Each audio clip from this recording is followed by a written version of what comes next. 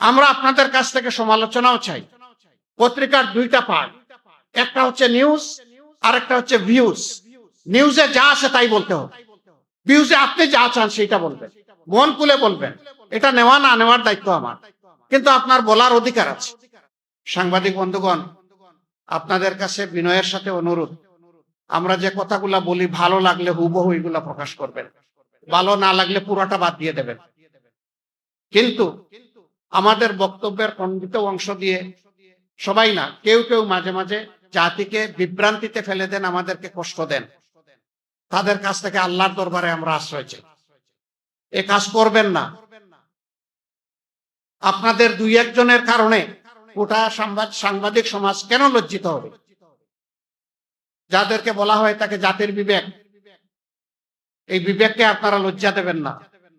যার যার জায়গা থেকে আপনারা নিজ দায়িত্বটা সঠিকভাবে পালন করবেন। বক্তব্যের কাট মিস নয়, ভালো লাগলে পুরোটা, না লাগলে আউট, সারাটা আউট, ব্ল্যাক আউট করে দিবেন। আমরা কোনো সংগ্রাম করবো না আপনাদের, কিন্তু ব্ল্যাক এন্ড হোয়াইট কে এক করবেন না, হোয়াইট কে ব্ল্যাক বানাবেন না। বক্তব্যের সেন্স পাল্টানো ঠিক হবে না। আপনারা সমাজের চতুর্থ স্তম্ভ, এটা ভুলে যাবেন না। এবং তিনটা স্তম্ভকে ঠিক রাখার দায়িত্ব আপনাদের, এইটাও আপনারা ভুলে যাবেন। সমাজের দুইটা অংশের দায়িত্ব সার্বজনীন, একটা সাংবাদিক সমাজ আর একটা হচ্ছে রাজনৈতিক সমাজ। এই দুই সমাজকে দেখতে হবে চতুর্দিক থেকে, একদিক থেকে দেখলে চলবে না। খোলা চোখ দিয়ে দেখতে হবে, বন্ধ চোখ দিয়ে নয়। দুই চোখ দিয়ে দেখতে হবে, এক চোখ দিয়ে নয়, যাতে ইনসাফ কায়েম হয়।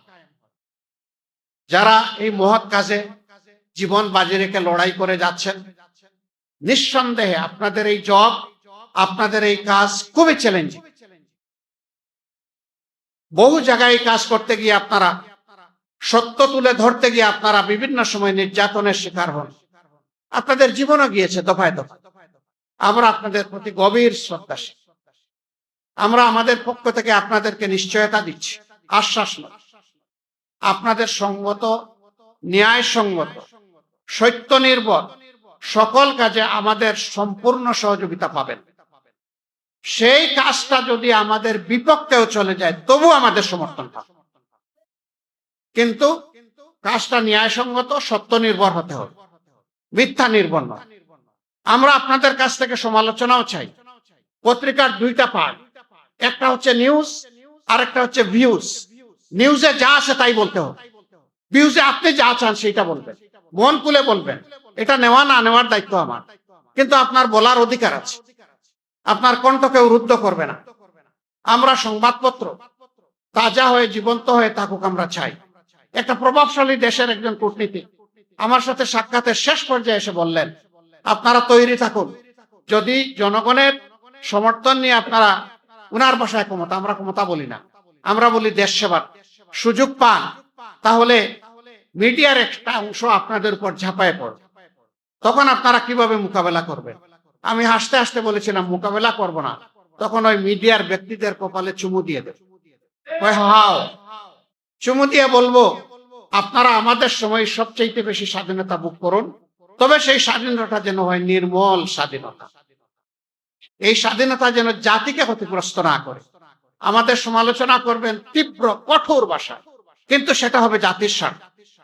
আমাদেরকে ছাড় দেবেন না, ধরবেন, ভালো করে ধরবেন, এমনকি হাতে ছাই দিয়েও ধরবেন, কোনো সমস্যা নাই, কিন্তু ধরাটা যেন ন্যায়সঙ্গত।